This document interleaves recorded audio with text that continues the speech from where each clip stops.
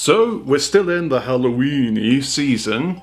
Let's take a look at something else related to this season, with a bunch of classic movies that have become really popular as of late. That being the Scooby-Doo VHS movie series from the 90s. To younger viewers, these might not seem like that big of a deal, but they kind of were at the time. They were an attempt to bring Scooby-Doo back to the formula that it started with after all the gimmicks that they'd been through in the 80s and not having that much of a success in the 90s. But they were still updated in a way that made them more appealing to the 90s audience, which started with the classic Scooby-Doo on Zombie Island. This movie has gained an immense fan base over the years, mostly from people like myself who grew up watching it back in the day, and I can see why. This movie still holds up really well today. The premise is basically where it starts off with the tail end of a typical Scooby-Doo episode with them catching one of the crooks. But eventually they decide to call it quits and go their own separate ways. Scooby and Shaggy become custom and excise officers, Velma takes up Ray's profession from Ghostbusters 2 and ends up owning her own bookstore, and Fred and Daphne end up becoming talk show stars.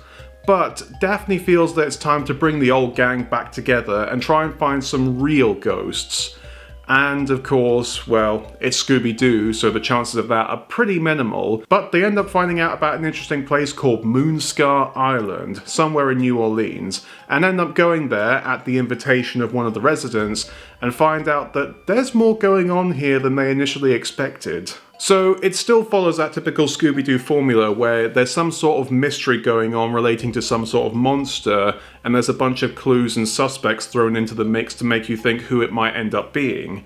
And truth be told, I've always felt that the Scooby-Doo formula is an excellent formula in terms of being a mystery for kids. For adults, there's not much in there, but for kids, it is a really good introduction to the mystery formula that helps you get into things like Sherlock Holmes and such. And yeah, granted, Scooby-Doo is very corny and not the most intelligent of TV series, but when it's good, I think it's really good, and it's definitely a good formula, and definitely earned its place in the echelons of cartoon history. But as I said, during the 80s, they were going through a bit of a rough spot trying to keep the show relevant, and they were going through a lot of gimmicks, such as 13 Ghosts of Scooby-Doo and a pup named Scooby-Doo, which barely had anything to do with the original formula. So, as I said, these movies were an attempt to bring it back there, but also updating it in a way that made them a bit more exciting. In the case of Zombie Island, well, there are zombies obviously, but unlike most Scooby-Doo things, it's not actually a hoax. They are genuinely really zombies.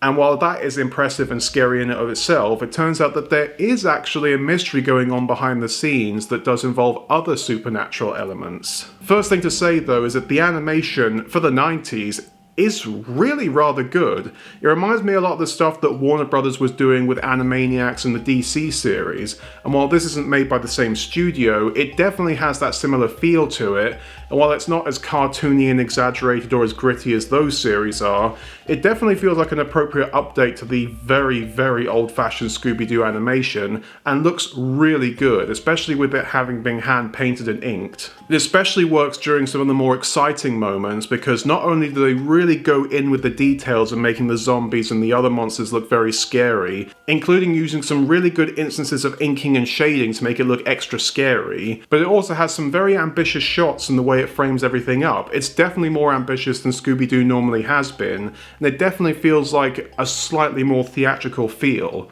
even though these movies were released straight to video, but they do kind of feel like they could have been on the big screen. The voice acting is also excellent. Most of the gang is voiced by the same people who did their voices in the 80s cartoons, and they do fantastic jobs as always, but they do bring in a few guest stars. For one, they get the great Jim Cummings to voice their boat captain, who is doing a Cajun accent, who sounds surprisingly a lot like Ray from Princess and the Frog, just slightly less cartoony, and Mark Hamill playing a grizzled, grumpy old fisherman, and of course they do fantastic jobs as they always do. And even though this movie does play with the formula a bit and switches it up near the end, it still feels like a very well-made Scooby-Doo episode, and all the plotting and the placement of the clues and various elements, it does feel very well done, and even though the ending catches you off guard, you don't feel disappointed by it. You feel like it's an earned plot twist. Not to mention the climax is a ton of fun, particularly with the music that has an insanely cheesy but unbelievably catchy rock tune, which has become almost as famous as the movie itself has now. And overall, the movie is incredibly fun to watch. It's nothing up there with what Disney was doing at the time, obviously,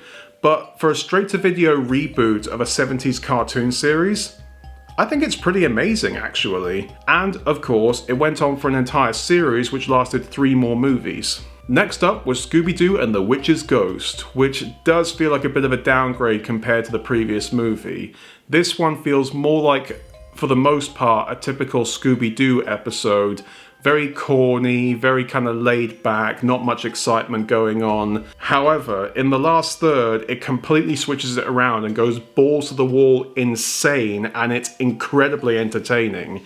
And you kind of wish the rest of the movie was more like this. Like I said, it feels more like a very typical Scooby-Doo episode for the most part. There's nothing explicitly supernatural going on, and even the stuff that seems like it is supernatural ends up being a hoax in the end. But at the same time, for trying to be a more typical Scooby-Doo experience, it's not too bad.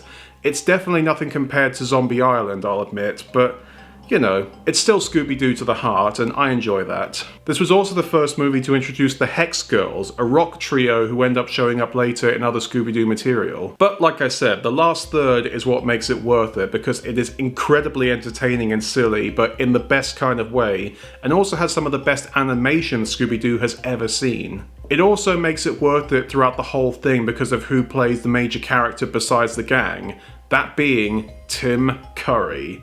Anybody who knows Tim Curry knows that pretty much in anything he's in, he's unbelievably entertaining, and this is no exception. While his performance during the first 2/3 is very subdued, it's still Tim Curry to the heart, and he's very entertaining to listen to. But when the climax happens, he just goes completely all out and just does whatever he wants to with his voice acting, and it is amazing. So, like I said, for the first 2/3 it's a bit dull, but it does pick up near the end, and even then the first 2/3 aren't bad, they're just not as much compared to the previous movie. Third movie, Scooby-Doo and the Alien Invaders. This movie actually suffers from the reverse problem of The Witch's Ghost, where the first 2/3 are actually quite atmospheric and do have a lot of suspense to them, but the last third does fall down a little bit.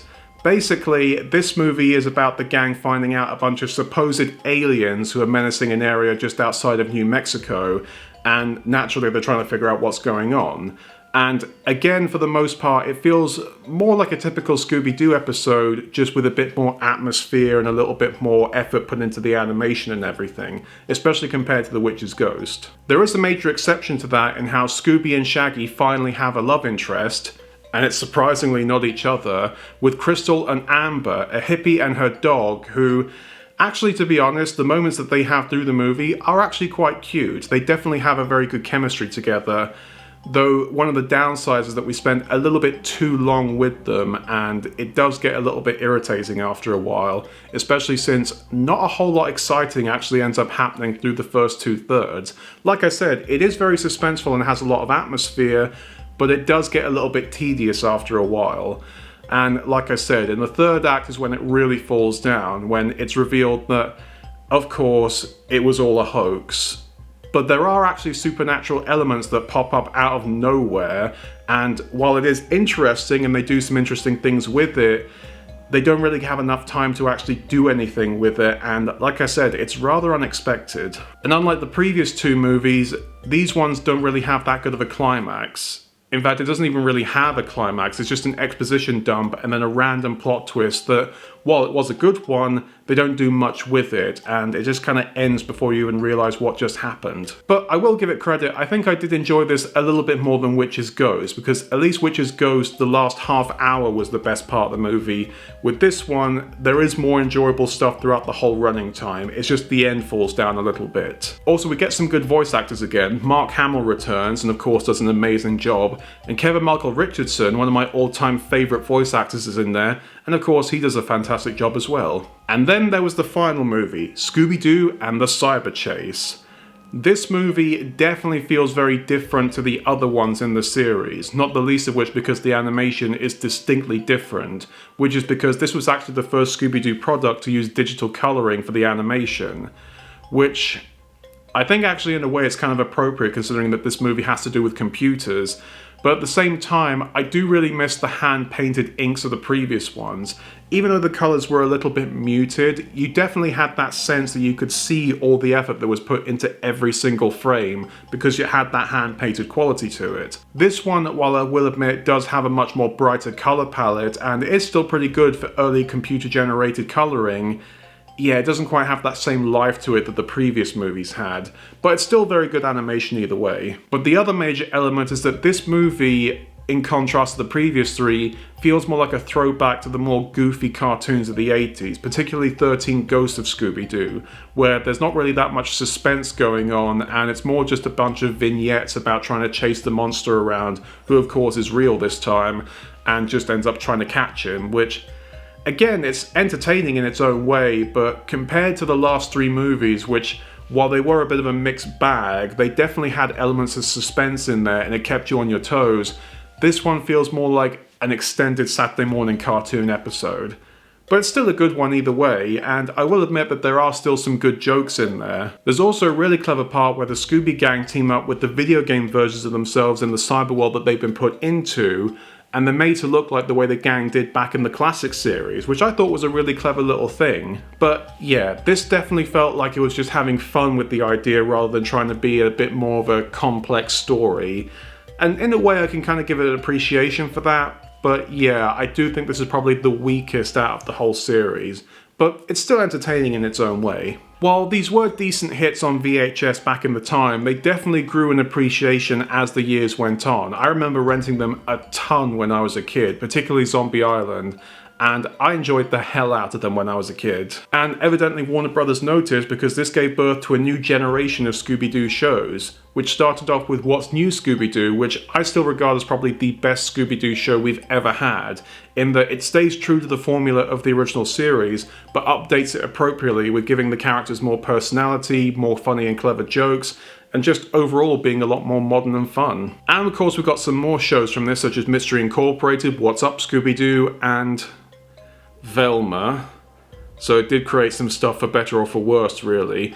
And of course it started the Scooby-Doo direct-to-video / DVD series, which is still going on to this day. So in many ways it did help revive the Scooby-Doo franchise when it was on its last legs and made it into the pinnacle of cartoon shows that it is now. So while these movies are a bit uneven, they do deserve respect for what they did for the Scooby-Doo franchise and for the animation industry as a whole. And like I said, even though they're not quite perfect, they are still very entertaining in their own way. So I definitely recommend giving these a watch. And you'll get a chance to do that with one of them, since once again next Wednesday we'll be doing a stream on my Discord of Scooby-Doo Zombie Island. So be sure to come along for that. But let's see what I meddle in next time.